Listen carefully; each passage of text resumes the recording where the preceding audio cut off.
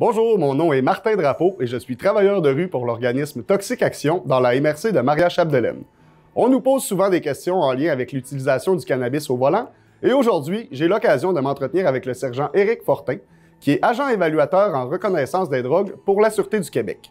Bonjour, sergent Fortin. Bonjour Martin, merci beaucoup de ton invitation aujourd'hui. Je suis bien content d'être ici aujourd'hui chez Toxic Action pour démystifier c'est quoi le travail d'un agent évaluateur en reconnaissance des drogues, un AERD comme on dit.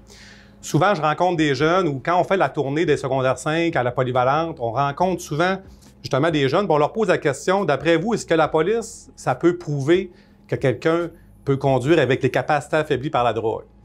Eh bien oui, la police, on peut prouver ça. Parce qu'il y a des jeunes qui croient encore aujourd'hui que la police, on peut tout simplement pas prouver que quelqu'un est en capacité affaiblie par la drogue au volant.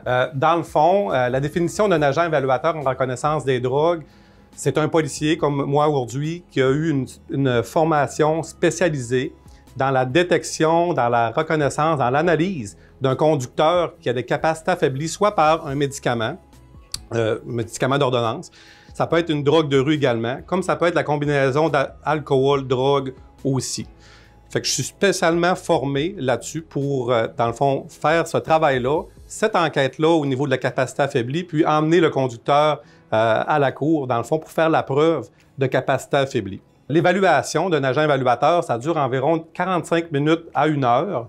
Puis, au Québec, actuellement, en 2020, on a eu plus de 1600 évaluations qui ont été faites, ce qui est un chiffre qui grossit d'année en année, parce que de plus en plus de conducteurs se font prendre avec les capacités affaiblies par la drogue au volant. Donc là, on tombe dans le vif du sujet. Comment faites-vous pour détecter si un conducteur a les capacités affaiblies par la drogue? Pour répondre à ta question, la majorité des patrouilleurs à la Sûreté du Québec sont formés pour détecter les conducteurs avec la drogue ou l'alcool au volant. L'outil qui vont se servir, ça va être les fameux ECM, pour épreuves en coordination de mouvement. C'est des tests, en gros, c'est 3 tests qui vont se passer sur le bord de la route ou dans un stationnement. C'est des tests qui vont viser à acquérir des motifs pour éventuellement, s'il y a lieu, arrêter le conducteur et le conduire au poste pour faire l'évaluation drogue. Donc, rendu au poste, au niveau de l'évaluation, la personne, il va y avoir plusieurs étapes. Je vais rencontrer la personne, lui poser des questions, je vais prendre plusieurs notes au niveau des observations. Il y a des vérifications au niveau des yeux qui vont se faire. Il y a aussi des tests d'attention divisée. C'est d'autres tests plus poussés que les ECM qui vont se faire avec le suspect au poste.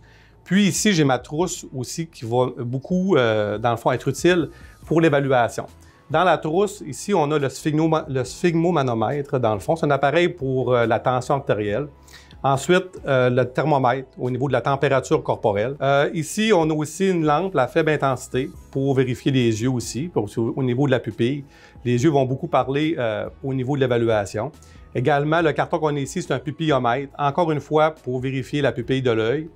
Ici, on a un écouvillon. C'est une espèce de petite tige, dans le fond, pour aller prélever des échantillons de drogue qui pourraient être apparents au niveau nasal, parce qu'il y a des examens buccales et aussi un examen nasal.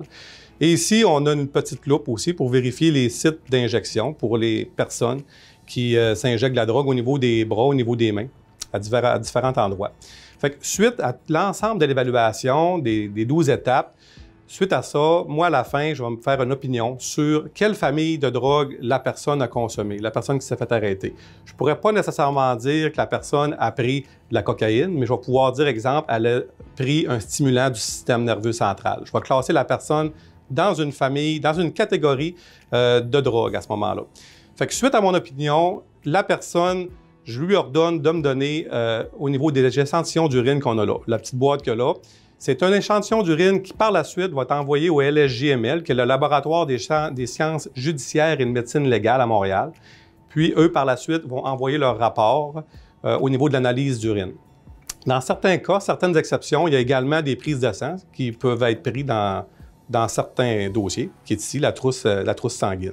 Donc là, à partir de maintenant, sergent Fortin, pouvez-vous nous expliquer les conséquences pour quelqu'un qui est pris avec les capacités affaiblies par la drogue au volant? Martin, tu parles de conséquences, mais au-delà des conséquences légales, il y a aussi les conséquences sociales reliées à la conduite avec les capacités affaiblies par la drogue.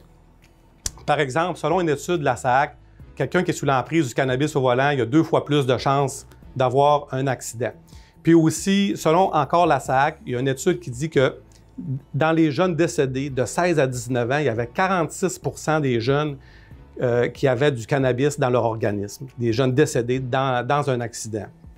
Donc, le cannabis au volant, c'est une problématique aussi également, parce qu'au niveau du jugement est altéré, la coordination, au niveau des réflexes aussi, de la conduite automobile.